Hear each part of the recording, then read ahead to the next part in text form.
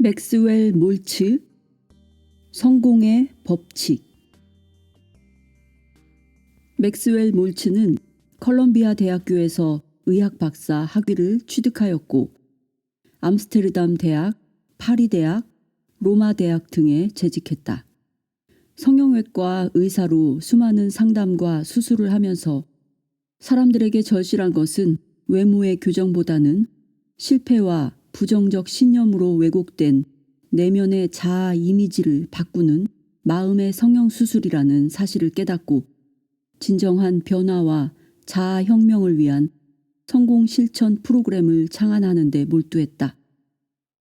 1960년 그는 의학을 포함하여 생리학, 심리학, 미사일 유도기술 등에 이르는 광범위한 분야에 대한 연구를 바탕으로 기업가, 운동선수, 세일즈맨 등 다양한 분야에서 성공한 사람들의 분석 결과를 집약하여 이 책에 담아냈다.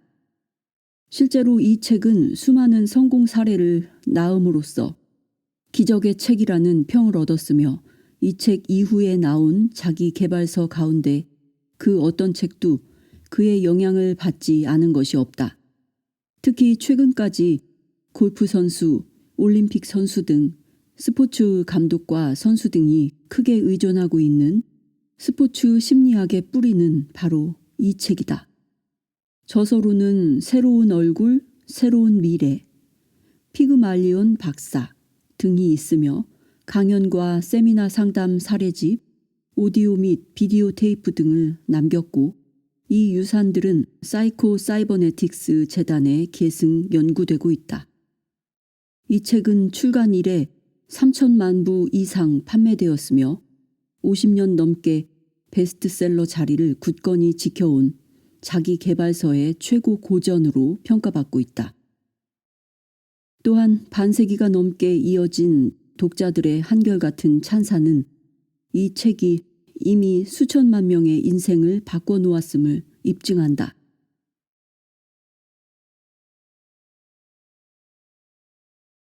1장 자아 이미지부터 바꿔라. 자신의 한계를 뛰어넘는 가장 강력한 무기. 현재의 처지에 굴하지 않고 그보다 훨씬 나은 그 무엇이 자기 안에 숨겨져 있다고 굳게 믿는 사람들의 성취보다 더 훌륭한 것은 없다. 브루스 바튼. 심리학에서의 혁명은 1960년대 후반에 시작되어 1970년대에 들어서면서 절정을 이루었다.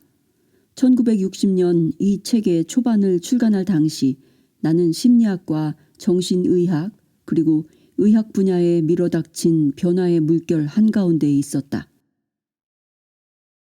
자아와 관련된 새로운 이론이나 개념들이 임상심리학자나 정신과 의사, 심지어는 나 같은 미용 관련 의사, 즉 성형외과 의사들의 연구나 새로운 발견을 통해 쏟아져 나오기 시작한 것이다. 이러한 새로운 이론들은 개인의 인격과 건강, 심지어는 개개인의 기본적인 능력과 재능 면에서도 극적인 변화를 불러일으켰다. 항상 실패만 하던 사람이 성공을 거두었으며 F학점을 받던 학생도 특별한 과외 수업 없이 전 과목 A학점을 받는 우등생이 되곤 했던 것이다. 다음은 1959년 코스모폴리탄 1월호에 제임스란 사람이 기고한 글인데 다양한 심리학자와 의사들로부터 수집한 연구 사례들을 소개하는 기사다.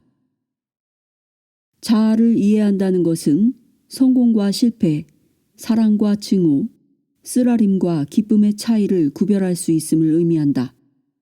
진정한 자아의 발견은 결혼 생활을 위기에서 구해주고 흔들리는 직장 생활에 기운을 북돋아주며 인격 파탄을 경험한 실패자들을 변화시킨다. 또 다른 측면에서 진정한 자아의 발견은 자유로움을 추구하려는 욕구와 서로 일치하고자 하는 욕구 사이의 갈등을 조정해준다. 이 말은 지난 40여 년 동안 일어난 모든 일들을 암시하는 전조 역할을 했다. 이 책이 처음 출간되었을 당시에는 아마 몇 권 안 되는 책들이 서점 한 구석에 어둑한 서가 소위 말하는 자기계발서 코너에 진열되어 있었을 것이다. 하지만 오늘날 자기계발서 코너는 서점에서 가장 넓은 자리를 차지하고 있다. 또한 오늘날에는 심리학자, 정신과 의사, 그리고 치료요법 전문가들이 양산되고 있으며 스포츠 심리학자나 기업 실적 평가사 같은 새로운 분야의 전문가들도 등장하고 있다. 이러한 자기계발 열풍은 이제는 특정 단체에서까지 유행을 따르는 단계에 이르고 있다. 그 결과 이런 자기계발의 심리학은 일반에도 널리 알려져 TV 광고에도 자주 등장한다. 이제 진정한 자아혁명이 시작된다. 나는 우유부단함을 단숨에 떨쳐버리거나 골프 실력을 극적으로 향상시킨 사람들의 이야기 같은 최근 유행하는 주제들이 대부분 이 책에 근거하고 있다는 사실에 특별히 만족한다. 어떤 사람은 이 책이 시대를 조금 앞서 나간다고 생각하거나 너무 오래되어서 진부하다고 느낄 수도 있을 것이다. 하지만 독자 여러분이 어떻게 결론을 내리든 중요한 점은 이 책이 제시하는 기본적인 약속이 논쟁을 넘어 사실로 판명되었다는 것이다. 다시 말해 한때는 도저히 풀기 어려웠던 문제들도 이제는 해결하기 쉬워졌다라고 말할 수 있는 것이다.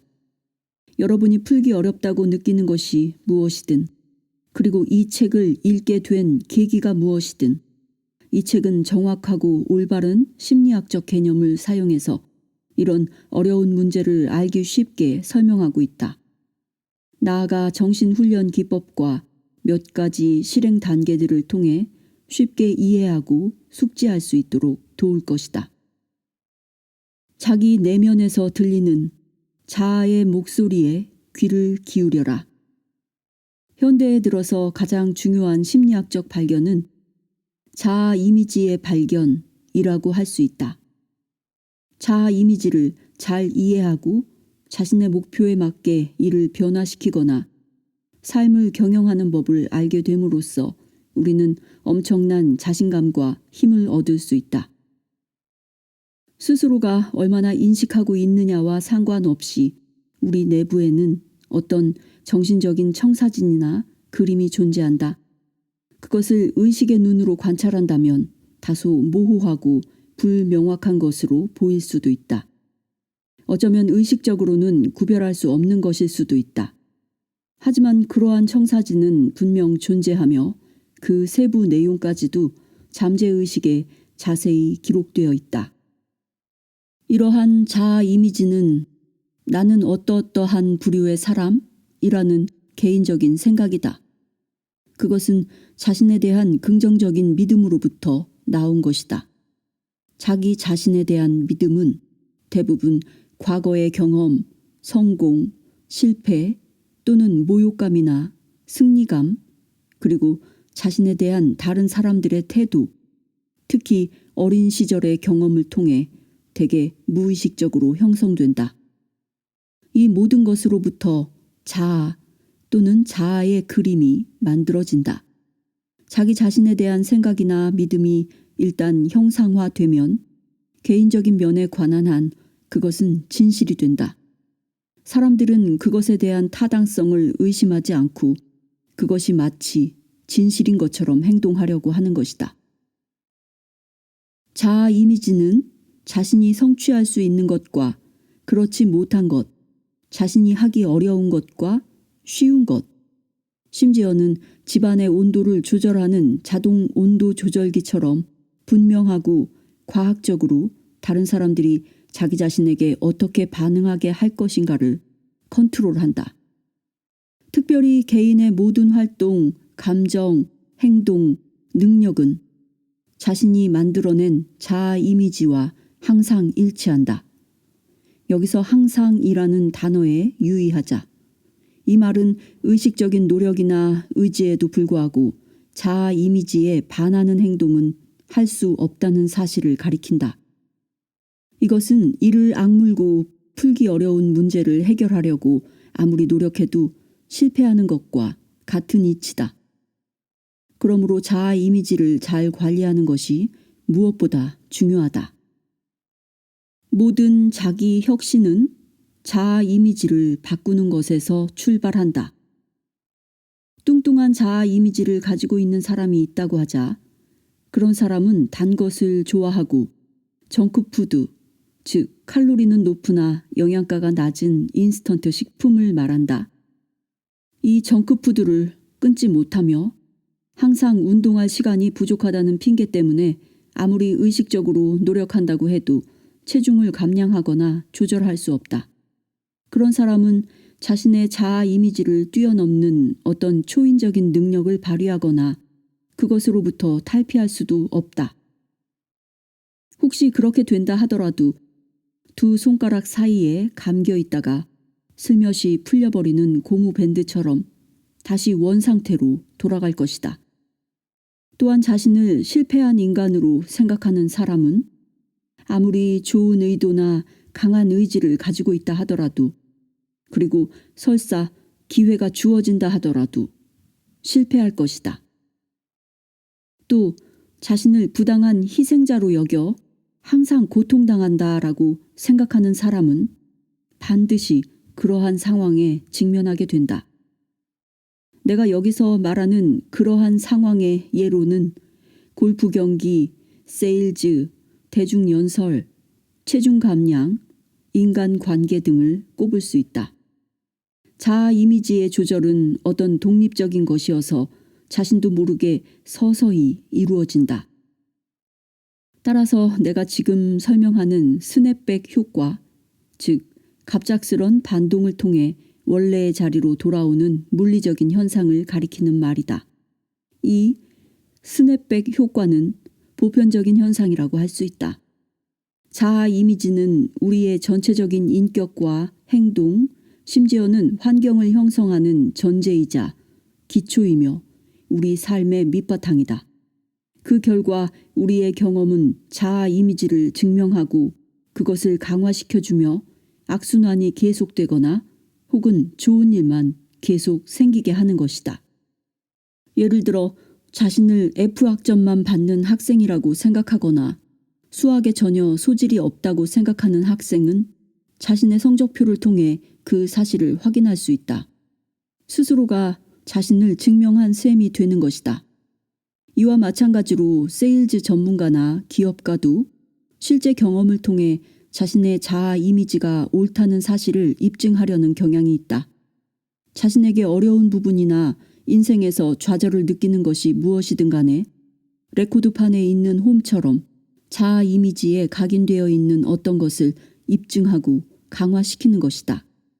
이로 인해 사람들은 문제의 근원이 자아 이미지나 자신에 대한 가치평가에 있다는 사실을 거의 인식하지 못한다. 한 학생에게 대수학을 잘할 수 없다고 생각하기 때문에 좋은 성적을 내지 못한다고 말해보라. 그러면 그 학생은 분명 여러분의 정신 상태를 의심하려 들 것이다. 그 학생은 반복해서 열심히 노력해보지만 그의 성적은 여전히 제자리일 뿐이다. 그리고 어떤 영업사원에게 일정 수준 이상의 성과는 거둘 수 없을 것이라고 말해보라. 그는 자신의 주문 실력을 제시하면서 여러분의 생각이 잘못되었다는 사실을 입증하려 들 것이다. 하지만 그 영업사원이 힘들게 노력했지만 결국 실패했다는 사실은 오직 본인만이 알 수 있을 뿐이다. 그러나 일단 자아 이미지를 변화시켜야 한다는 생각을 갖게 되면 그 사람에게는 놀라운 변화가 일어난다. 이를테면 위에서 살펴본 학생의 성적과 세일즈맨의 영업 능력은 엄청나게 향상될 것이다. 분명히 말하지만 모든 것은 머리에 달려있다라고 말하는 것만으로는 충분하지 않다. 사실 그것은 모욕적인 말이다. 모든 것은 우리의 머릿속에 각인되어 있는 생각의 틀에 달려있다고 설명하는 편이 보다 생산적인 표현일 것이다. 만일 이런 생각의 틀이 바뀐다면 자아 이미지는 여러분을 자유롭게 하고 잠재 능력과 경험을 자극시켜 아주 색다른 결과를 이끌어낼 것이다. 자아 이미지에 대한 가장 중요한 진실은 변할 수 있다는 것이다. 수많은 사건과 사례들은 나이에 상관없이 자아 이미지를 변화시킬 수 있음을 보여준다. 다시 말해서 너무 어리거나 혹은 너무 나이가 들어서 자아 이미지를 바꿀 수 없는 것은 아니다. 누구나 자아 이미지의 변화를 통해 새로운 인생을 시작할 수 있다. 자아 이미지를 바꾸지 않으면 아무것도 변하지 않는다. 우리의 습관이나 인격 또는 삶의 방식을 바꾸기 힘든 이유 중에 하나는 그것을 바꾸려는 모든 노력이 자아, 즉 내면적인 문제보다는 자아를 둘러싼 외부, 즉 겉으로 드러나는 행동 쪽을 향하고 있기 때문이다. 수많은 환자들이 내게 다음과 같은 이야기를 하곤 했다. 긍정적 사고를 하라는 말씀이시죠? 이미 다 해봤지만 아무 효과도 없었어요. 그러나 이러한 사람들에게는 그들이 과연 어떤 특정 상황이나 습관 또는 성격상의 결함, 즉 일자리를 얻을 것이다. 앞으로 더 차분해지고 평정을 얻을 것이다. 벤처 비즈니스 환경이 내게 유리하게 돌아설 것이다. 등등에 대해 긍정적인 생각을 하고 있는지, 그렇게 하려고 노력했는지에 대해서 의문을 제기해 볼 수 있다. 그들은 대부분 자기 자신의 자아 이미지를 절대로 바꾸려 하지 않는다.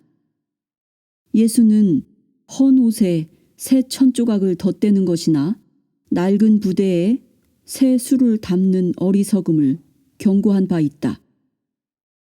긍정적 사고는 옛것이나 동일한 자아 이미지에 새로운 천조각 같은 것을 덧대는 경우에는 성공적으로 작동할 수 없다. 사실 부정적인 자아 이미지를 지니고 있는 사람이 특정 상황에서 긍정적으로 생각을 바꾸기란 불가능하다. 수많은 실험 결과에서 알 수 있었듯이 일단 자아 이미지가 변하면 새로운 자아 이미지와 일치하는 다른 일들도 손쉽게 성취된다. 일단 자아 이미지가 변하면 새로운 자아 이미지와 일치하는 다른 일들도 손쉽게 성취된다. 성공과 실패는 자아 이미지에 의해 좌우된다. 이러한 사실을 증명하는 최초의 설득력 있는 실험이 자아 이미지 심리학의 선구자인 프레스코트 레키 박사에 의해 시도되었다. 그는 개인의 인격을 개념의 시스템으로 이해했으며 이 모든 개념들은 서로 일관성을 가지고 연결되어 있다고 말했다. 이 개념의 시스템과 일치하지 않는 개념은 거부되거나 받아들여지지 않았으며 행동으로 옮겨지지도 않는다. 물론 시스템과 일치하는 개념은 수용된다. 개념의 시스템을 형성하는 근본 원리이자 중심적 위치에 있는 것이 바로 개인의 자아 이미지 또는 자기 자신에 대한 생각이다. 레키는 교사였던 까닭에 자신의 이론을 수천 명의 학생에게 실험할 수 있었다. 그는 자신의 학생들이 어떤 과목을 학습하는 데 애를 먹는 경우 그것은 학생의 관점에서 볼 때 그 과목을 배우는데 자신을 일치시키지 못했기 때문이라는 이론을 펼쳤다. 그는 만일 학생들이 자아 이미지를 변화시키도록 유도할 수 있다면 학습 능력 또한 크게 향상될 것이라고 믿었다. 이러한 생각은 다음과 같은 사례를 통해 입증되었다. 단어 시험에서 100개 중 55개의 철자가 틀려 여러 과목에서 낙제점을 받았던 학생이 다음 해에는 평균 91점을 받아 교내에서 가장 뛰어난 학생이 되었다. 학점이 나빠 학교를 그만둔 한 여학생은 컬럼비아 대학에 입학해서 전 과목 A 학점을 받는 우등생이 되었다. 시험 당국으로부터 영어를 구사할 능력이 없다는 통보를 받았던 한 소녀는 다음 해 문학상 시상식에서 표창장을 받았다. 그 학생들이 지닌 문제점은 그들이 아둔하거나 기본 능력이 부족해서 생긴 것이 아니었다. 문제는 부적절한 자아 이미지였다. 나는 수학적인 개념이 없어요. 나는 천성적으로 철자에 약해요. 한마디로 그들은 점수와 실패를 동일시했던 것이다. 그저 시험에 떨어졌어요 라고 말하는 대신에 나는 실패자입니다 라는 결론을 내리고 그 과목에서 낙제했어요 라고 말하는 대신에 나는 낙제생이에요 라고 말했던 것이다. 레키 박사에 대해 더 자세히 알고 싶은 사람들은 그의 저서 자아의 일관성, 성격의 이론을 읽어보면 도움이 될 것이다. 레키 박사는 또한 손톱을 물어뜯거나 말을 더듬는 학생들의 습관을 치료하는 데도 동일한 방법을 사용했다. 나는 레키 박사의 사례보다 더 설득력 있는 이야기들을 알고 있다. 낯선 사람을 만나는 일이 두려워 한 번도 집 밖으로 외출하지 않았던 여성이 현재 대중연설가가 되어 열심히 살아가고 있다. 또한 영업이 자기 적성에 맞지 않는다고 생각해서 항상 사직서를 준비해 두었던 세일즈맨이 6개월 뒤 전체 사원 100명 중 최고의 세일즈 사원이 된 경우도 있다. 신경과민과 매주 계속되는 설교 준비로 인한 압박감으로 퇴직을 고려하던 목사가 현재 주일 설교 외에도 일주일에 2~3차례 순회 설교까지 하는 경우도 있다. 그 목사는 자신이 신경과민이라는 사실에 더 이상 신경 쓰지 않는다. 외과용 메스에는 마법의 힘이 있다. 무심코 보면 성형외과 수술과 심리학은 별로 관련이 없거나 아무런 연관성이 없는 것처럼 보일 수도 있다. 그러나 자아 이미지의 존재를 처음으로 알아내고 나를 이렇게 중요한 심리학적 발견으로 이끈 분야가 바로 성형외과였다. 수년 전 성형외과를 개업하고 있을 당시 나는 환자 얼굴에서 결점이 사라지면 그 사람의 성격이나 인격에도 극적이고 갑작스러운 변화가 생긴다는 사실을 알고 놀란 적이 있다. 여러 다양한 사례를 통해 신체 이미지에 변화를 주면 완전히 다른 사람을 만들 수 있다는 사실을 알게 된 것이다. 실제로 내가 손에 들고 있는 외과용 메스는 환자의 외모뿐만 아니라 그들의 인생 자체를 바꾸어주는 마법의 지팡이였다. 수줍음 많고 내향적이던 사람은 대담하고 용감해졌으며 멍청해 보이는 소년이 민첩하고 똑똑하게 변해 성인이 된 뒤 유망한 회사에 취직해서 임원의 지위에까지 올랐다. 또 센스와 신념을 잃어버린 한 세일즈맨은 자신감의 표본이 되었다. 하지만 그들 중에서 가장 놀라운 인물은 원래 변화할 의지가 전혀 없어서 선도할 수 없는 상태에 있다가 하룻밤 만에 모범수로 변신한 상습적인 범죄자일 것이다. 이후 그는 가석방으로 출소해 사회에서 책임 있는 인물로 살아갈 수 있었다. 1940년 무렵 나는 일반 대중보다는 동료 의사들을 위해서 쓴 새로운 얼굴, 새로운 미래라는 책에서 그러한 사례를 보고한 적이 있다. 그 책의 출간과 함께 주요 잡지에서도 유사한 기사가 나왔는데 당시 나는 범죄학자, 심리학자, 사회학자, 신경정신과 의사들로부터 집중적인 질문 공세를 받았다. 나는 이에 대한 명확한 답변을 줄 수는 없었지만 그 덕분에 이 주제에 대한 연구를 시작할 수 있었다. 그런데 나는 희한하게도 그다지 많은 경우는 아니지만 성공뿐만 아니라 실패 사례에서도 깨달음을 얻곤 했다. 귀가 마치 양쪽 문이 열린 택시처럼 생겼다는 말을 듣는 한 소년이 있었다. 그 소년은 항상 놀림을 당하며 살았는데 때로는 잔인할 정도의 모욕을 받기도 했다.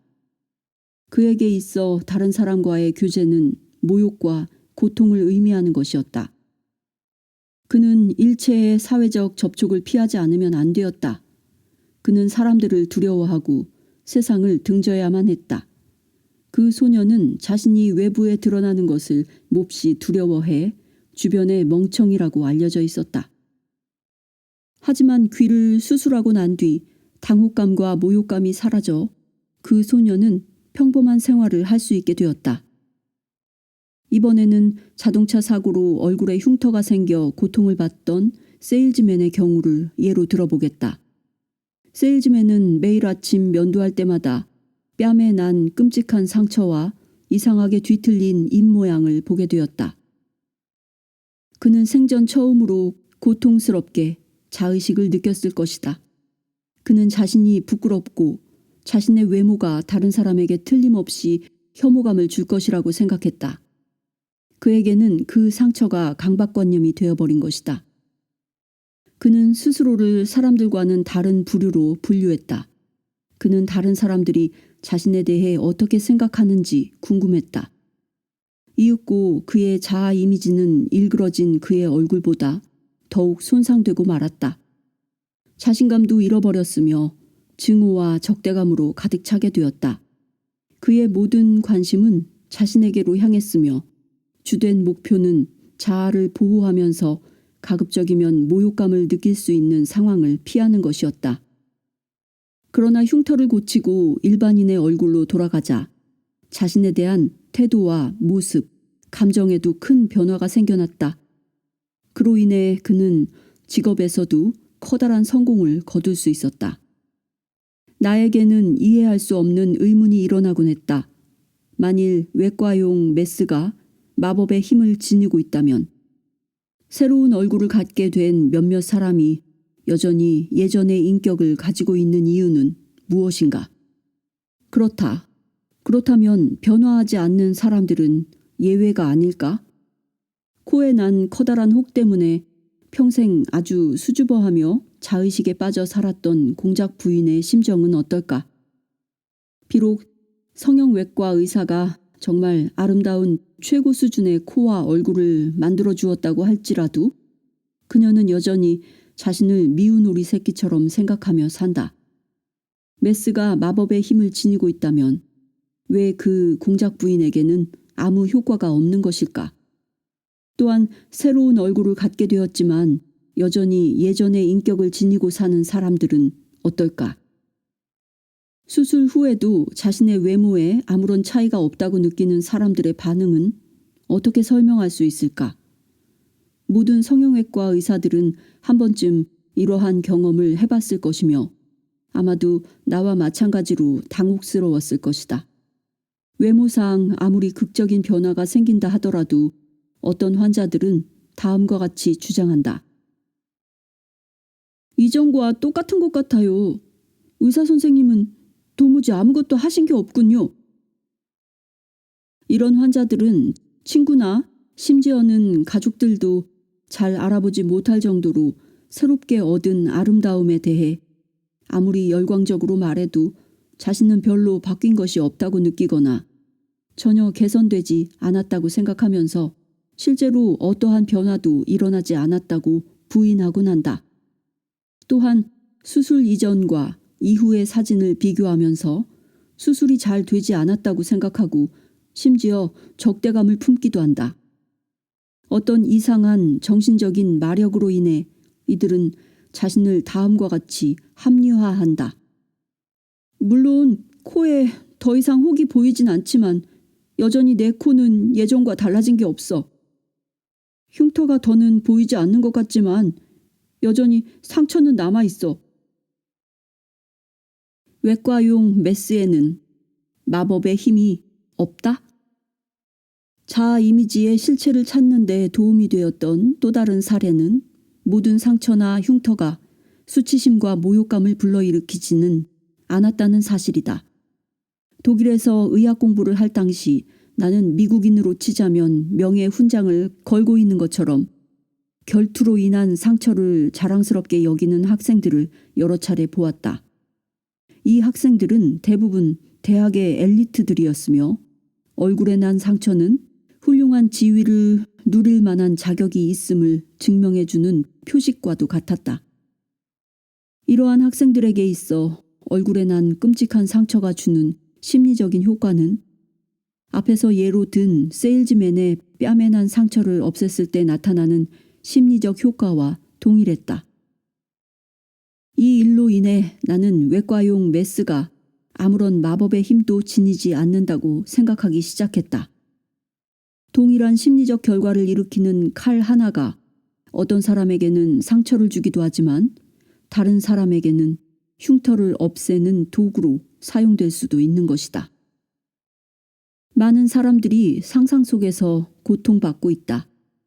선천적인 결함이나 사고로 얻은 흉터 때문에 고통받는 사람들에게 성형수술은 실제로 마법과도 같은 작용을 한다. 이러한 사례들을 통해 모든 노이로제나 불행, 실패, 두려움, 걱정, 그리고 자신감 부족에 대한 만병통치약은 바로 신체적인 결함을 제거하는 대대적인 성형수술이라고 쉽게 결론을 내릴 수도 있을 것이다. 이 이론에 따르면 일반적이거나 거부감을 주지 않는 얼굴을 지닌 사람은 심리적인 핸디캡에서 자유로워야 한다. 그들은 쾌활하고 행복하며 자신감이 넘치고 불안감이나 걱정거리는 없어야만 한다.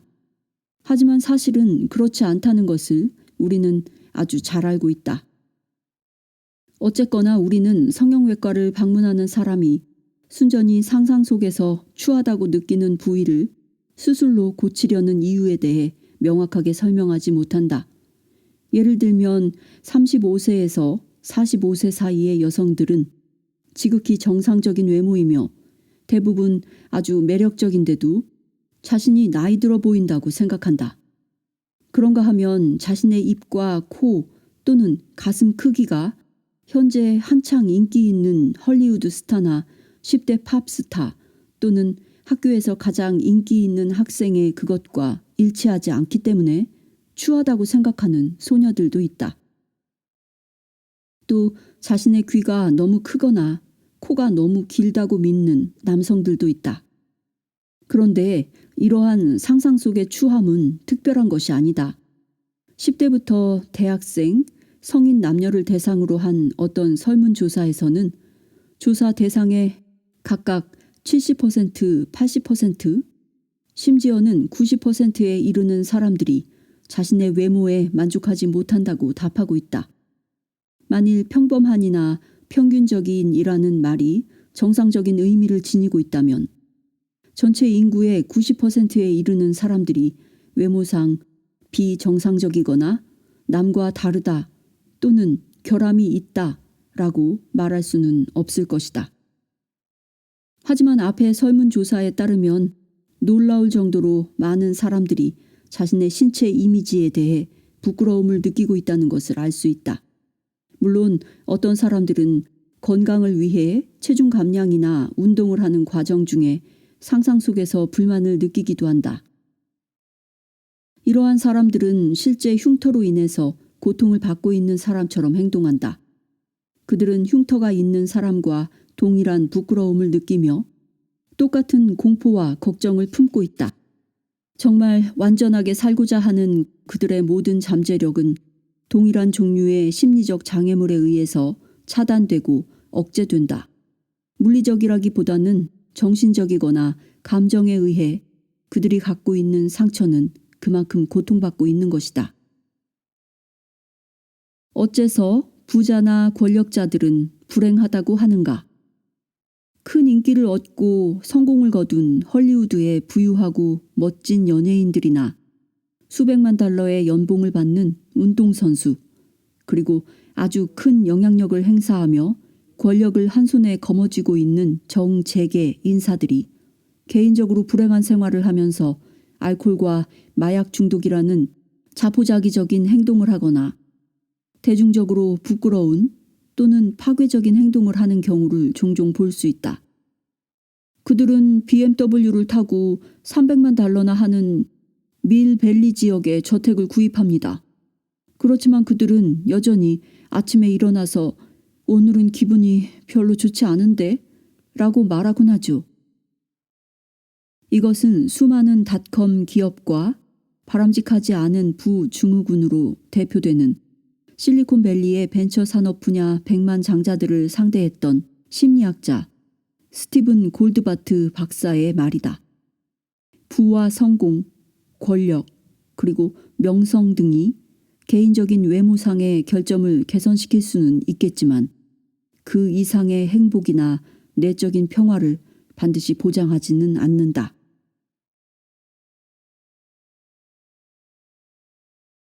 자아 이미지가 가지고 있는 비밀. 자아 이미지의 발견은 앞에서 거론한 명백한 불일치들을 설명해 준다. 그것은 성공뿐만 아니라 실패하는 경우에도 공통적으로 해당되는 결정 요인인 것이다. 자아 이미지가 가지고 있는 비밀은 다음과 같다. 진정으로 산다는 것. 다시 말해서 합리적으로 만족하는 삶을 살기 위해서는 적절하고 진실의 바탕을 둔 자아 이미지를 지니고 있어야만 한다. 그러기 위해서는 먼저 자신에게 적합한 자아를 발견해야 한다. 그리고 건강한 자존심을 지녀야만 한다. 또한 자신이 신뢰하고 믿을 만한 자아를 발견해야만 하며 부끄럽지 않고 숨기는 것이나 감추는 것 없이 창의적이고 자유롭게 자신을 표현할 수 있는 자아를 지니고 있어야 한다. 마지막으로 자신의 강점과 약점 모두를 알고 있어야 하며 그것들에 대해 스스로 솔직해야만 한다. 자신의 자아 이미지는 그 이상도 그 이하도 아닌 합리적인 수준의 자기 자신이 되어야 한다. 이러한 자아 이미지가 지속적으로 안전하게 보존되면 기분이 좋아진다. 하지만 이것이 위협받으면 걱정이 앞서고 불안감을 느끼게 된다. 자아 이미지가 적절하고 아주 자랑스럽게 생각된다면 자신감을 느낄 것이다. 우리는 자유롭게 자기 자신을 느껴야 하며 표현할 수 있어야 한다. 그리고 최선의 상태에서 능력을 발휘해야 한다. 자아 이미지가 부끄러움의 대상이 되는 경우 사람들은 그것을 표현하기보다는 숨기려는 경향이 있다. 한마디로 자아 이미지를 창조적으로 나타낼 수 없는 것이다. 이렇게 되면 타인에 대해 적대적으로 변하고 함께 어울려 살아가기도 힘들어진다. 얼굴의 상처가 자아 이미지를 강화시켜주는 경우, 즉 앞에서 예로 든 독일에서 본 결투로 상처 입은 사람의 경우처럼 그런 경우에는 자부심과 자신감이 증가된다. 그러나 얼굴의 상처가 자아 이미지의 가치를 떨어뜨리는 경우, 앞에서 예로 든 세일즈맨의 경우처럼 그런 경우에는 자부심과 자신감을 상실하는 결과를 낳게 된다. 결론적으로 얼굴에 난 흉터를 성형수술로 고친다 하더라도 손상된 자아 이미지에 이와 유사한 수정을 하지 않는다면 수술로 인한 심리적 변화는 별로 크지 않을 것이다. 심지어는 성공적인 수술 후에도 가끔 손상된 자아 이미지가 지속되며 팔이나 다리를 절단한 뒤에 흔히 나타나는 환상지, 즉 절단된 팔다리가 아직 그 자리에 있는 듯한 느낌이 드는 현상, 즉 환상지 같은 상태가 일어날 수 있다. 진정한 변화, 행복과 성공을 보장하는 새로운 길. 이와 같은 경험을 겪으면서 나는 완전히 새로운 길을 걷기 시작했다. 1945년 무렵 나는 성형수술 상담을 요청한 수많은 사람들이 수술 이상의 어떤 것을 필요로 하고 있으며 그중 몇몇은 수술이 전혀 필요하지 않은 상태라고 확신하게 되었다. 이러한 사람들을 단순히 코, 귀, 입, 팔이나 다리를 수술받아야 하는 환자가 아니라 그 사람 자체를 환자로 여기는 경우 나는 그들에게 수술 이상의 어떤 것을 해줘야 할 필요가 있다는 사실을 깨달은 것이다. 또한 그들에게 심리적, 감정적, 그리고 정신적으로 얼굴을 성형하는 방법과 함께 감정상의 상처를 치료하는 방법, 그들의 신체적 외모를 바꾸는 것뿐만 아니라 태도와 생각을 변화시킬 수 있는 방법을 가르쳐줄 필요가 있었다. 이를 계기로 나는 면밀하게 관찰하기 시작했으며 내가 접했던 사례들을 정리하고 내 동료와 일반 대중들을 대상으로 한 강연을 기초로 1960년 이 책의 초판본을 출간하게 되었다. 이 책은 아주 특별한 방법으로 대중의 상상력을 불러일으켰다. 리더스 다이제스트나 코스모폴리턴 같은 인기 잡지에 인용되기도 했으며 세일즈맨이나 셀러리맨들을 위해 기업으로부터 단체 주문이 쇄도하기도 했다. 특히 그린베이 패커스의 감독인 빈스 롬바르디를 비롯해 A급 운동선수나 감독들이 이 책을 이용하기도 했다. 이 책의 이러한 성공은 수많은 강연 요청과 세미나 투어, 라디오, TV, 인터뷰 등으로 이어졌으며 심지어는 내가 진행하는 라디오 프로그램까지 생길 정도였다. 나의 발견에 대해서 강연을 해달라고 섭외가 들어온 곳은 교회, 대학, 그리고 기업 등이었다. 결국 나는 자아 이미지의 놀라운 힘을 비롯해 그 책의 속편격인 책을 몇 권 더 쓰게 되었다. 이 책이 출간된 지 30년이 지난 지금 입소문이 나서 해마다 수만 부씩 꾸준히 팔려나간다는 사실과 여전히 새로운 내용으로 재해석된다는 사실에 우리는 대단히 만족하고 있다. 해마다 자아 이미지가 가지고 있는 놀라운 힘에 대한 강연과 상담 활동 그리고 이러한 정보를 이용해 목표를 달성한 실제 사례 등을 정리한 기록이 차곡차곡 쌓이면서 우리가 진정으로 원하는 것은 보다 나은 삶, 나는 이것을 생동감이라고 말한다. 그 보다 나은 삶, 다시 말해서 자아 이미지가 만든 스스로의 한계에 구속받지 않은 생활을 하는 것이라는 확신을 더욱 갖게 되었다. 행복, 성공, 그리고 마음의 평화처럼 인생 최고의 개념이라고 생각하는 것이 무엇이든 우리는 더 나은 삶을 위해 그러한 것들을 본능적으로 원한다. 하지만 우리가 행복과 자신감, 성공의 개념을 너그럽게 받아들여야만 비로소 더 나은 삶을 즐길 수 있다. 그리고 자신의 능력을 제한하고 신이 준 재능에 불만을 품거나 걱정, 두려움, 자기 비하, 자기 혐오 등으로 고통을 받는다면 말 그대로 얼마든지 발전할 수 있는 삶을 포기하는 것이며 신이 내려준 자신의 잠재적인 능력에 등을 돌리는 결과가 될 것이다. 삶의 축복을 부인하면 우리는 죽음을 맞이할 수밖에 없다. 자아 이미지를 자유롭게 하라. 내가 보기에 심리학과 정신의학 분야는 인간의 본성과 내적인 변화를 불러일으키는 잠재력, 심지어는 인간의 위대함에 대해서까지도 비관적으로 생각하는 것 같다. 심리학자나 정신과 의사들은 이른바 비정상적인 사람들을 상대하므로 그와 관련된 문헌들도 자연히 자기 파괴적인 성향과 다양한 기형적 인격에 초점을 맞추고 있다. 여기서 한 가지 걱정스러운 점은 일반 대중들이 이러한 관점에 너무 많은 영향을 받아서 미움이나 파괴 본능, 죄의식, 자책감 등과 같은 인간이 가진 비정상적인 요소를 정상적인 인간의 그것과 혼동한다는 것이다. 우리 보통 사람들은 이런 모든 부정적인 힘에 맞서 건강과 행복을 얻기 위해 오로지 자신의 나약한 의지만으로 싸워야 한다고 생각할 때 자신을 한없이 힘없고 무기력한 존재로 느끼곤 한다. 하지만 만일 이러한 느낌이 인간이 지닌 본성이나 특성을 정확히 표현하고 있다면 자기를 개발하기 위한 우리의 모든 노력은 결국 부질없는 일이 될 것이다.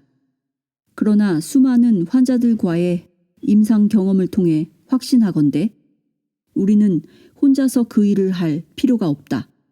우리 마음속에는 생명 본능이라는 것이 있으며 그것은 건강과 행복 그리고 보다 나은 삶을 지향하는 모든 것을 간절히 원하고 있다. 우리의 생명 본능은 창조적 메커니즘 또는 개개인에게 잠재해 있는 자연 발생적인 성공 메커니즘을 통해서 우리 자신을 위해 활동하는 것이다.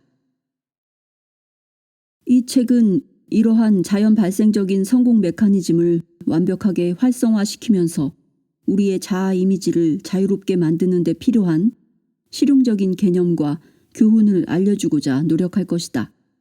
만일 우리가 이 모든 것에 마음의 문을 연다면 앞으로 경험하게 될 긍정적인 변화에 스스로 놀랄 것이라고 확신한다. 잠재의식의 놀라운 힘.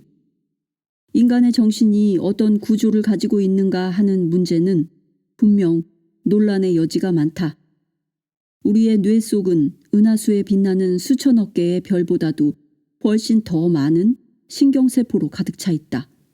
이러한 각각의 신경세포는 수만 개의 다른 신경세포로부터 정보를 받아서 다른 쪽으로 수만 개의 메시지를 전달하는데 그 합계는 실로 엄청난 수에 이른다. 우리의 뇌와 관련된 책인 신경과학과 마음의 세계에서 신경과학자 제럴드 에델만은 그러한 연결고리를 1초에 하나씩 세어나간다면 3200만 년 후에야 다 셀 수 있을 것이라고 말한 바가 있다. 우리의 뇌 속에서 일어나는 이러한 작용은 새 메일이 도착했습니다 라는 소리를 내는 컴퓨터 바탕화면의 아이콘을 클릭하는 일과 아주 비슷하다. 또한 1만 개 혹은 2만 개가 넘는 이메일의 메시지를 분류하고 우선순위를 매기며 폴더를 만들어 정리하고 답장을 보내는 일이나 구두끈을 매는 것처럼 하루 일과 중 맨 먼저 하는 간단한 일과도 아주 흡사하다. 우리는 머지않은 장래에 죽어서 사라지겠지만 우리의 뇌는 태연자약하게 10억분의 1초마다 그러한 정보를 처리하는 것이다. 우리 뇌의 무게는 대략 1.5kg 정도에 불과하지만 컴퓨터 칩으로 가득 찬 수많은 대형 건물이 들어서 있는 도시 전체와 맞먹는 정보를 담고 있다. 뇌는 지금까지 우리 인류가 발견한 것 중에서 가장 복잡하고도 놀라운 대상일 것이다. 또한 우리의 뇌는 인간의 정신이 어떻게 작용하는지에 대해 새로운 사실이 아직까지 완전히 발견되지 않았기 때문에 여전히 미개척 분야로 남아있다. 뇌의 이러한 물리적인 측면과 더불어 심리적이며 정신적인 의문을 불러일으키는 아주 복잡한 문제, 즉 우리 영혼의 존재 여부, 의식과 잠재의식, 프로이트의 이드, 즉 자아의 밑바탕에 있는 본능적 충동을 가리키는 말이다. 프로이트의 이드, 생명 유지, 활동, 사고를 각각 담당하는 뇌의 삼중구조, 그리고 우뇌와 좌뇌 등등의 문제가 여전히 풀리지 않은 수수께끼로 남아있다. 우리의 뇌를 둘러싼 문제에 대한 나의 이런 설명은 너무 간단한 것으로 여겨져 많은 사람들에게 비판을 받아왔다. 하지만 내가 죽은 뒤에도 지속적인 연구가 이루어진다면 부분적으로는 내가 옳았고 부분적으로는 틀렸다는 사실이 밝혀질 것이다. 또한 이러한 사실들이 밑거름이 되어 실천적인 자기 개발에 대한 보다 나은 통찰을 창조해낼 수 있을 것이라고 나는 믿는다. 만일 이런 모든 문제가 해결되면 나는 기꺼이 박수를 보낼 것이다. 하지만 그때까지는 몇몇 심리학자가 몇 차례 보낸 우리의 이런 식의 논의를 문제에 대한 지나친 단순화라고 비판하는 편지에 대해 그다지 신경 쓰지 않을 작정이다. 이제 가장 중요한 문제에 초점을 맞추기로 하자. 과연 우리의 뇌 속에서는 실제로 무슨 일이 일어날까? 나는 우리가 지금부터 논의하는 내용이 수억 명의 사람에게 효과가 있었으며 독자 여러분에게도 효과가 있을 것이라고 확신한다. 그러한 효과는 여러분이 원하는 삶, 그 이상을 얻을 수 있도록 힘을 보태줄 것이다. 나는 이 책의 주제와 관련된 연구를 진행하면서 우리가 흔히 말하는 잠재의식은 단순한 정신이 아니라 그 정신에 의해서 사용되고 인도되는 뇌와 신경체계로 구성된 자기 스스로를 통제하는 일종의 목표 지향적인 메커니즘이라는 사실을 깨달았다. 즉, 인간이 서로 다른 두 개의 정신을 갖고 있는 것이 아니라 자동적이고 목표 지향적인 메커니즘을 작동시키는 하나의 정신 또는 하나의 의식을 지니고 있다는 것이다. 이 기계는 전자적인 통제 메커니즘과 유사한 기능을 하지만 인공두뇌나 컴퓨터 또는 인간에 의해서 고안된 어떤 미사일보다도 훨씬 더 훌륭하고 복잡한 것이다. 우리 내부에 있는 이런 창조적인 메커니즘은 인격을 갖추고 있지 않다. 그것은 성공과 행복 또는 불행과 실패 등 우리가 설정한 삶의 목표에 따라 자동적이고 비인격적으로 작동하는 것이다. 즉, 우리가 성공 목표를 설정하면 성공 메커니즘이 스스로 작동할 것이고, 만일 부정적인 목표를 설정한다면 비인격적인 실패 메커니즘으로 작동할 것이다. 그리고 다른 자기 스스로를 통제하는 메커니즘처럼 분명한 목표와 대상, 작동을 가능하게 하는 과제를 부여해야 하는 것이다. 간단히 말해서 이러한 메커니즘을 통해 우리가 이루고자 하는 목표는 자아 이미지를 통해서 걸러지며, 만일 그러한 목표가 자아 이미지와 일치하지 않으면 거부당하거나 변경된다. 따라서 우리는 자아 이미지를 바꾸는 방법을 발견하고 의도적으로 사용함으로써 스스로 설정한 목표와의 갈등도 끝낼 수 있을 것이다. 그리고 그 목표를 우리의 창조적인 메커니즘에 직접적으로 연결시킬 수 있다면 목표를 달성하는 데 필요한 요긴한 수단을 얻을 수 있을 것이다. 우리의 창조적인 메커니즘은 우리가 일상적으로 수집하는 생각, 믿음, 그리고 해석 같은 정보와 데이터를 사용한다. 우리는 미리 설정된 태도와 상황에 대한 해석을 통해 이런 창조적 메커니즘을 작동시켜 문제를 설명하고 해석하는 것이다. 즉, 우리 자신이 덜 중요하고 열등한 존재이며 가치 없고 무능하다는 부정적 자아 이미지로부터 나온 정보와 데이터를 우리의 창조적인 메커니즘에 전달하면 이 데이터는 다른 것과 마찬가지로 처리되고 실행에 옮겨져 객관적인 경험의 형태로 그 해답을 내놓는 것이다. 누군가가 아주 어처구니 없이 잘못된 행동을 하는 이유는 바로 근본적으로 우리 내부에 있는 이런 통제 메커니즘과 잘못된 의사소통을 하기 때문이다.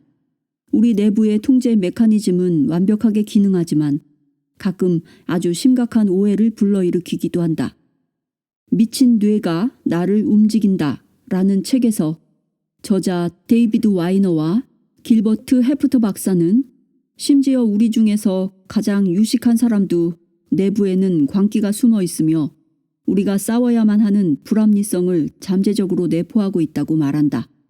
컴퓨터가 말을 듣지 않고 오작동을 일으킬 때 전문가들은 어깨를 으쓱하며 기고, 즉 컴퓨터 용어로서 기고라고 읽는다.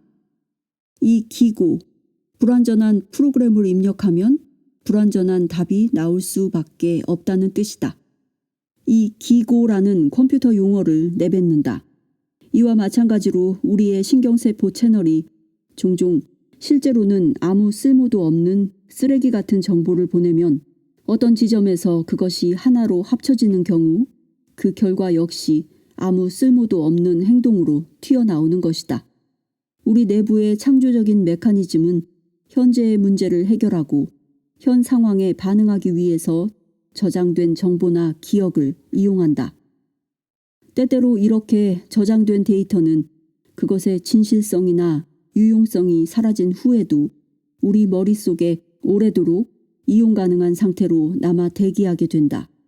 다음은 미친 뇌가 나를 움직인다 중에서 인용한 글이다. 너는 아무짝에도 쓸모가 없으니 아무것도 될 수 없을 거야.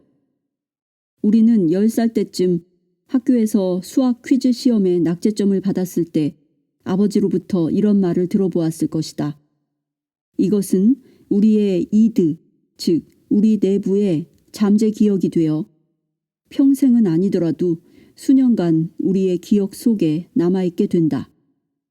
그러한 기억이 아무런 의미 없이 지워지기보다 우리들의 마음 속에 남는 이유는 이른바 말하는 잠재 기억 또는 약간 달리 표현하면 자아 이미지에 각인되기 때문이다. 이것은 권위적인 존재, 강도, 반복이라는 세 가지 요인에 의해 조절할 수 있다. 예를 들면 우리가 어린아이로서 절대 전능한 존재로 여기는 아버지에게 듣는 말은 조금 신뢰가 떨어지는 누군가가 들려주는 말보다 훨씬 비중 있게 다가가는 것이다. 즉, 아버지가 자신을 다른 사람 앞에서 야단침으로써 모욕감을 느끼는 경우 이때 보고 듣고 경험하는 모든 것은 부담감으로 다가선다. 또한 그처럼 권위적인 인물로부터 반복해서 듣는 말은 더욱 중요하게 느껴진다. 일단 이러한 프로그래밍이 이루어지면 자기 통제 메커니즘은 현재와 마찬가지로 작용하기 때문에 여전히 모든 종류의 행동을 통제할 수도 있다. 보다 자유롭게 살기를 원하는 우리 내부의 프로그램은 무엇보다도 창조적 메커니즘 또는 자동 유도 시스템으로부터 모든 것을 배우게 된다. 그 과정에서 실패 메커니즘보다는 성공 메커니즘으로서 그것을 사용하는 방법을 배울 수 있다. 그리고 자신이 바라는 인격과 인생 경험을 프로그램하고 다시 재프로그램해서 가공하게 될 것이다. 널리 알려지진 않았지만 여전히 논의되는 1960년대 히피주의 과학자였던 티모시 리어리 박사는 인공 두뇌와 이 책에서 언급하고 있는 인간 정신에 관한 연구 사이의 연관성을 밝히는 작업에 매혹되어 있었다. 1992년 나와 직접 만난 자리에서 리어리 박사는 다음과 같이 말했다. 두뇌를 탐구하는 것은 유전적으로 반드시 필요한 일이다. 왜냐하면 뇌라는 존재의 특성 때문이다. 우리가 만일 뇌 속에 1000억 개의 대형 고속 컴퓨터를 장착한다면 그 안으로 들어가서 컴퓨터를 작동하는 방법을 배워야만 한다. 내가 생각하기에 우리는 시간과 에너지를 투자해서 그것을 이해하는 데 필요한 공부를 하고 자아 이미지의 힘을 포함해 우리가 지니고 있는 정신의 힘을 온전히 사용해야만 한다. 이와 관련해 리어리 박사는 다음과 같이 말했다. 우리는 어떤 외부 메커니즘 또는 원거리 논리 모델이라는 관점에서 우리 내부의 모든 작용을 이해할 수 있다. 우리 내부의 이러한 프로그램은 바로 우리 자신의 정신을 더 잘 이해하기 위한 길이며 유도미사일이나 컴퓨터 기술처럼 원거리 논리 모델에 바탕을 두고 있는 것으로 이해할 수 있다. 이러한 방법을 적절히 사용함으로써 우리는 첫째, 적절하고 현실적인 자아 이미지를 개발하고 둘째, 성공과 행복을 성취해내는 창조적인 메커니즘을 잘 작동시키기 위해서 생각하고 상상하며 기억하고 행동하는 새로운 습관을 배우고 연습하며 경험하는 모든 것을 할 수 있는 것이다. 인간의 정신은 한없이 복잡한 창조물이라 신경과학자들이 제시하는 수많은 글을 읽은 후에도 자기의 정신을 적절하게 개선하지 못하는 반면 이 책이 제시하는 자아 개발 방법은 아주 간단한 과정이기 때문에 상대적으로 빠르게 원하는 결과를 얻을 수 있다. 기억하고 걱정하고 신발끈을 묶을 수 있는 정도의 능력만 있다면 이 책을 읽은 사람들은 반드시 성공할 수 있다. 우리가 나중에 직접 살펴보겠지만 이 책은 상상력 그리고 실행과 그와 같이 행동하는 것에 의해 새로운 자동적인 행동 패턴을 형성시킴으로써 창조적인 정신 이미지와 창조적인 경험을 만들어내는 방법을 소개하고 있다. 독자 여러분은 아마 이러한 방법에 대해서 이미 여러 번 읽은 적이 있거나 들어보았을 수도 있으며 실망스러운 결과를 얻었을 수도 있다. 만일 그렇다고 하더라도 반드시 우리가 그 방법을 잘못 사용했거나 성공적으로 사용하지 못했다는 의미는 아니다. 그것은 아마도 우리의 자아 이미지와 갈등을 일으킬 때 그러한 기법을 적용하려고 시도했다는 의미일 것이다. 일단 우리가 자아 이미지를 변경하고 관리하며 강화시키는데 이 방법을 사용하기만 하면 긍정적인 결과를 얻게 될 것이다. 나는 종종 환자들에게 이렇게 말하곤 했다. 우리가 기억하고 걱정하며 신발끈을 묶을 수 있을 정도의 능력만 있다면 아무런 문제 없이 이 방법을 적용할 수 있을 겁니다.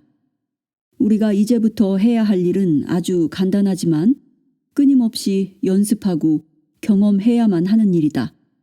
어떤 경험이나 행동을 시각화하는 것 또는 창조적인 정신적 이미지화하는 것. 그것은 과거의 장면을 회상하거나 장래를 걱정하는 일처럼 그다지 어려운 것은 아니다. 새로운 패턴을 행동으로 옮기는 것은 아무 생각이나 결정 없이 이전의 방법으로 계속 신발끈을 묶는 대신에 결정을 내리고 나서 매일 아침 전혀 다른 새로운 스타일로 신발끈을 묶는 것만큼 어려운 일이 아니다. 이 책을 읽고 자신의 인생을 바꾼 사람들. 독자 여러분은 이 책을 읽고 자신의 인생을 바꾼 사람들의 사례를 통해 용기를 얻을 수 있을 것이다. 맥도날드 형제의 작은 햄버거 가게를 바라보면서 놀라운 어떤 것을 상상해냈던 밀크쉐이크 기계 판매원 레이 크록에 대해 생각해보자. 그는 이후 맥도날드 햄버거 가게가 곳곳에 생겨났을 때 맥도날드의 아이디어와 제품 그리고 판촉 방법을 경쟁적으로 아주 빠르게 그대로 베끼는 패스트푸드 레스토랑 체인점들의 동향에 대해 한 인터뷰에서 다음과 같이 말한 적이 있었다. 우리는 그들이 베끼는 속도보다 더 빠르게 새로운 것을 만들어낼 수 있어요. 그는 많은 사람들이 불평을 하고 위협을 받는다고 느낄 것이라는 상황을 염두에 두면서도 자신의 자아 이미지, 즉 자신감이 넘치고 주도권을 행사하며 힘을 가지고 있는 자신의 자아 이미지에 대해 이렇게 말했다. 모든 비전을 가진 비즈니스 리더들은 이 책이 제시하는 관점과 아주 비슷한 긍정적인 접근 방식을 지니고 있다. 나는 한마디로 그들이 존경스럽다. 조 폴리시라는 뛰어난 젊은 비즈니스 리더에 대해 간략하게 이야기하도록 하겠다. 조는 카페 청소가 직업인 사람으로 정통적이진 않지만 사업상 아주 효과적인 마케팅과 판촉 방법을 개발했다. 그리고 그것을 다른 카페 청소업자들에게 가르쳐 주어서 회사 발전을 위한 발판으로 이용했다. 폴리시의 회사는 미국 전역과 다른 나라에 4천여 개가 넘는 회원사를 보유하고 있었다. 청소 서비스와 관련 제품의 매출을 모두 합하면 매년 8억 달러가 넘는 규모로 성장한 셈이다. 수백 개의 업체에 이르는 카페 청소 사업 경영자들 역시 그의 전화 코치 프로그램에 속해 있다. 그는 대학 교육도 받지 못하고 마케팅 분야에 대해 공식적인 수업을 받은 적도 없지만 업계에서 주도적인 인물이 되었다. 어려운 가정 환경을 극복하고 성공한 젊은 청년이다. 그는 발행 부수가 가장 많은 산업 및 무역 관련 저널에 올해의 인물로 선정되기도 했다.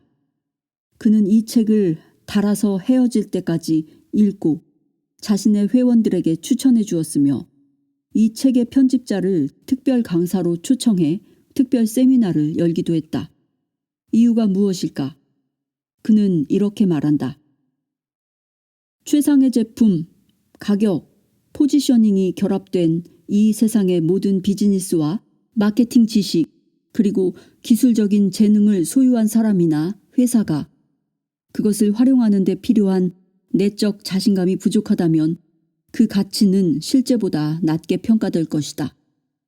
폴리시는 또한 이렇게 말한다.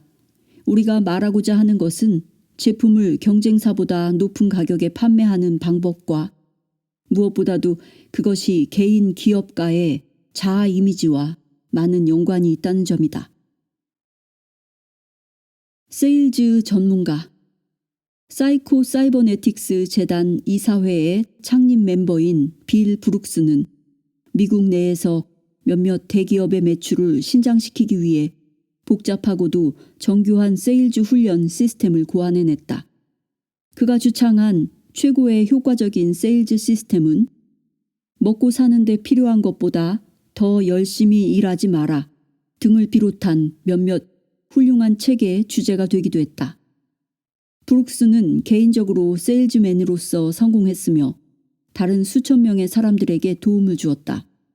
비록 그가 방법론에 초점을 두긴 했지만 판매 증진을 위해 아무리 세련되고 완벽하게 고안된 시스템을 만들어내더라도 자신의 자아 이미지와 갈등하고 싸우려고만 하는 세일즈맨에게는 아무 소용이 없다는 사실을 솔직히 인정했다. 지그 지글러는 미국에서 가장 유명한 동기 유발 강사이자 세일즈 강사다. 25만 부가 넘게 팔린 자신의 책 클로징에서 그는 이렇게 말하고 있다. 세일즈맨의 자아 이미지는 그의 성공 여부에 직접적인 영향을 미친다. 자아 이미지가 확고한 세일즈맨은 자신이 고객에게 받는 대우와는 상관없이 한 가지 꿈을 안고 그것을 성취하기 위해 나아갈 수 있다. 세일즈맨으로서 이 세상 천지에 그 어느 누구도 우리의 허락 없이 열등감을 느끼도록 만드는 사람은 없다는 사실을 분명히 이해한다면 우리는 엄청난 힘을 얻게 될 것이다. 일단 자아 이미지를 올바르게 만든다면 우리의 세일즈 세계와 개인적인 활동 영역은 엄청나게 넓어질 것이다. 이 책의 저자인 몰츠 박사에 따르면 모든 심리적 치료의 목적은 자부심을 되찾는 것이다. 이를 다른 말로 하면 환자의 자아를 되찾는 것이다. 우리의 자아 이미지는 너무나 중요하기 때문에 일단 훌륭한 자아를 발견하면 우리의 세일즈 경력 또한 성취가 커지고 보다 좋아지며 빨라지게 된다. 운동선수. 이 책의 주제는 운동선수들과 오래전부터 밀접한 관련을 맺고 있다. 1967년 여러 신문에 다음과 같은 기사가 실린 적이 있다. 이 책의 원리를 적용한 그린베이 패커스 팀이 큰일을 내고 있다. 이것은 빈스 롬바르디 감독 시절의 패커스 팀 이야기다. 유명한 스타 플레이어인 제리 크레이머, 바트 스타 등도 롬바르디 감독과 함께 이 책을 가지고 다니면서 스터디하곤 했다. 1968년 6월 뉴욕타임즈에 실린 기사는 짐 보튼이 책임 편집한 이 책을 소개하면서 양키스의 위대한 야구선수 미키 멘틀에 대한 동정을 보도하고 있다. 그는 이 책의 여백에 자신만의 메모를 가득 적으면서 책을 읽고 있다는 것이었다. 골프의 황제로 불리는 잭 니클라우스와 이제는 고인이 된 페인 스튜어트 그리고 다른 정상급 골프 선수들은 자신들이 정신적 훈련을 할 때 이 책에 얼마나 의존하는지에 대해 특별하게 언급하고 있다. 스튜어트는 1989년 PGA 챔피언십과 1991년 US 오픈에서 우승한 것을 회고하면서 골프를 지배하는 정신이란 책의 서문에서 이렇게 말하고 있다. 이전에 낡은 마음으로 메이저 골프 대회에서 승리할 수 있을 것이라고는 생각하지 않았습니다. 그러나 이 책으로 마음을 새롭게 가다듬은 후 나는 경기에서 상위에 오를 수 있었습니다.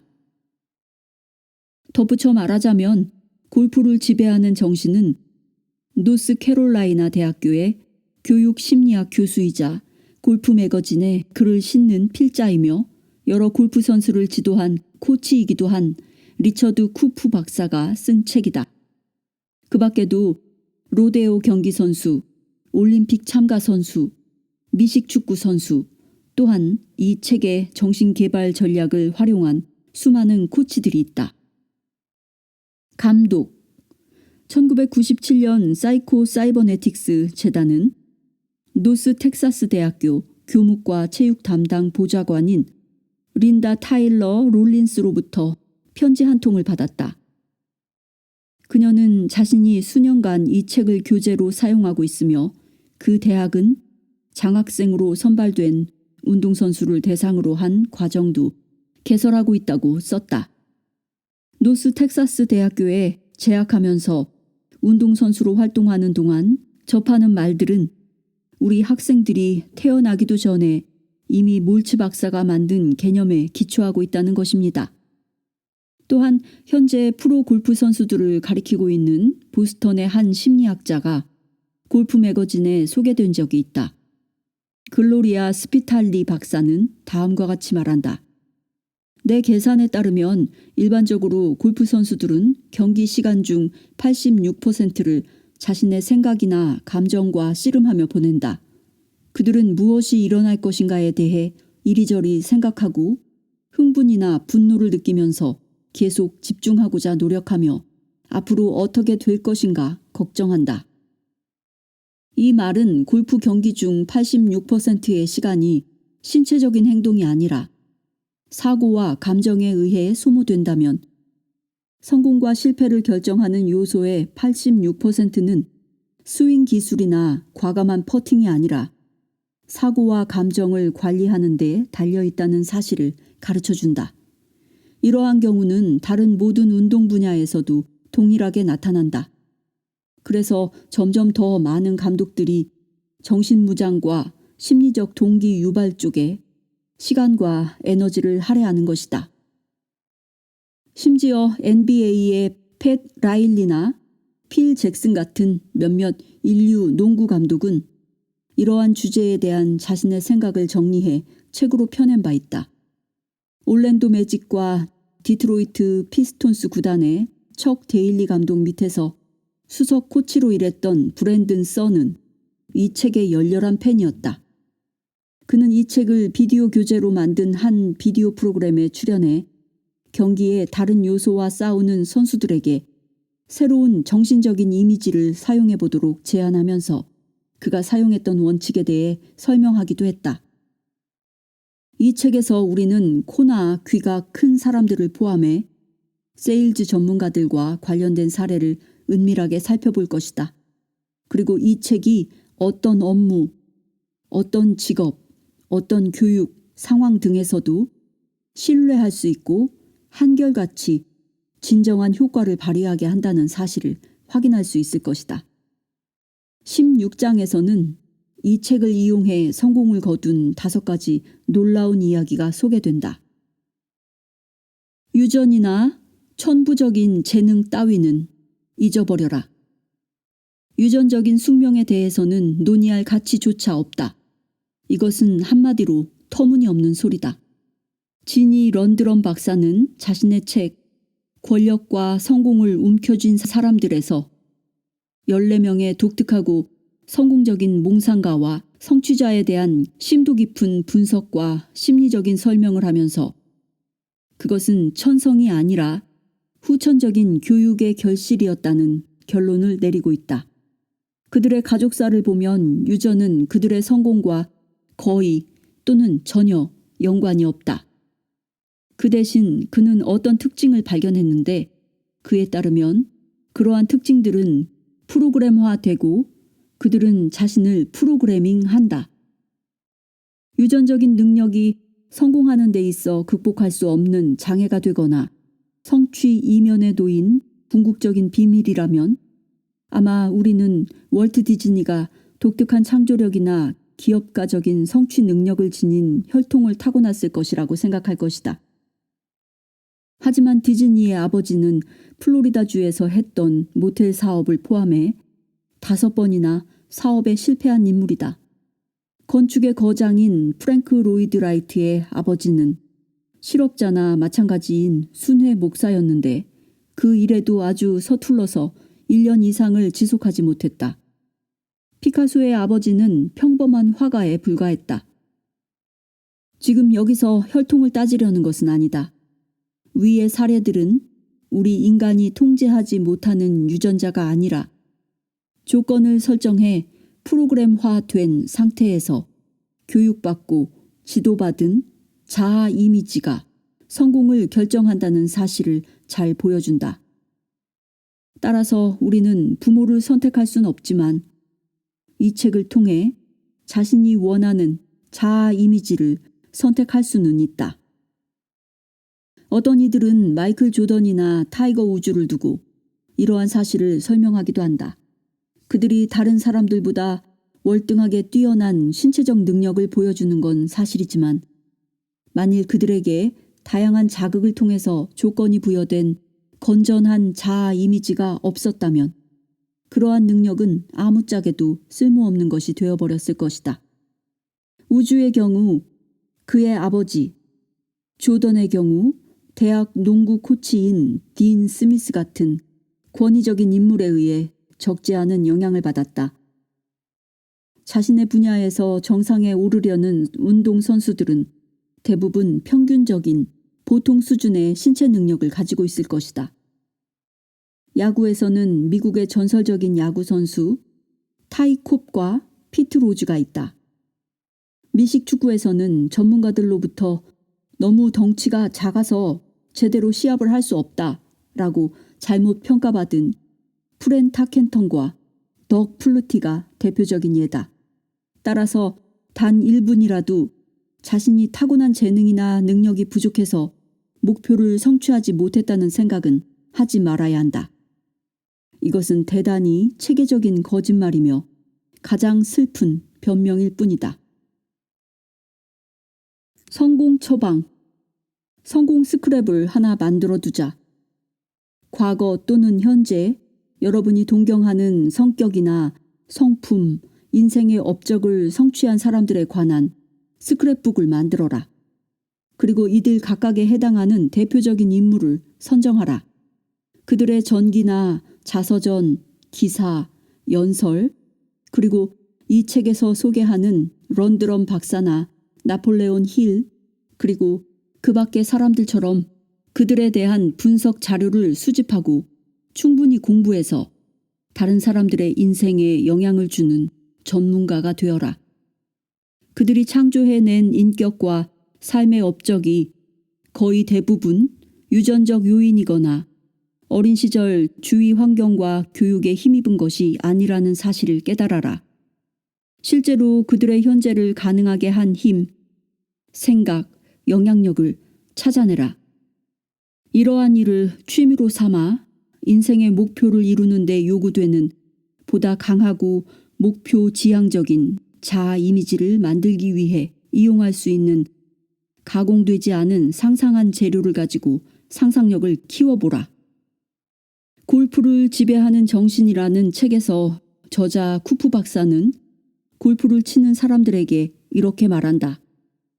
PGA나 LPGA 투어 이벤트에 참가해보면 우리 자신의 스윙에 평소보다 리듬과 템포가 더 자연스럽게 흘러들어 있는 경우를 발견할 때가 있다. 하지만 그것은 우연이 아니다. 투어를 잘 관찰해보면 프로 선수들은 적당한 페이스로 골프채를 휘두르는 것을 볼 수 있다. 우리 역시 그들의 기술을 잘 받아들여 그것을 경기에서 보여줄 수도 있는 것이다. 이것은 모든 골프 선수에게 해당되는 말이다. 심지어는 가장 실력이 떨어지는 골프 선수도 마크 오메라나 진 리틀러, 낸시 로페즈 같은 최상급 선수들의 부드러운 스윙을 관찰한 뒤에는 리드미컬하게 스윙이 변한다. 문제는 정기적으로 프로들을 관찰해서 이를 시각화하지 않는다면 새로 습득한 스윙의 템포는 오래 지속되지 않는다는 사실이다. 내가 제안하고 싶은 말은 우리가 원하는 성격을 가장 잘 보여주는 사람과 우리가 원하는 삶을 살고 있는 사람들을 찾아서 이용 가능한 모든 미디어와 자료를 통해 그들을 연구하고 관찰하라는 것이다. 중점 트레이닝. 성공한 인물 한 사람을 철저하게 연구하라. 한 사람을 정해 한 달간 철저히 연구하라. 그 사람이 생각하는 방법에 너무나 익숙해져서 마치 그 사람과 마주 앉아 우리의 상상력에 불을 지필 수 있도록 대화를 나누고 솔직한 충고와 지도를 해달라고 요청할 수 있을 정도라고 느낄 때까지 말이다.